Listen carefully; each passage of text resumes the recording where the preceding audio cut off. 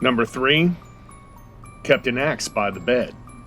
Harriet Williams was a woman in her 50s, was known to be hardworking. She was respected in a North Carolina neighborhood and knew how to save a penny. She worked 6 days a week in the city and returned to her cabin on Saturday nights to enjoy her Sunday off in quiet.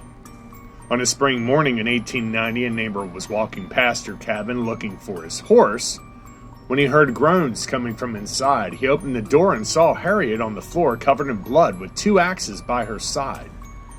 The neighbor ran off in fright and fetched others to return to the scene. They lifted poor Harriet onto the bed, and she passed away shortly thereafter. The coroner examined her body and found that she had 3 bloody and deep gashes made in her head, a gash at the shoulder that cut to the bone, and 1 on either arm. It was learned that Harriet had kept one of the axes at the head of her bed and the second against the wall. When her attacker entered her room, she grabbed the axe by her bed, and the intruder grabbed the other one. A struggle ensued, and Harriet was the weaker in the battle. A search of the cabin showed that some of the money she had hidden in her home was taken, but much was left behind.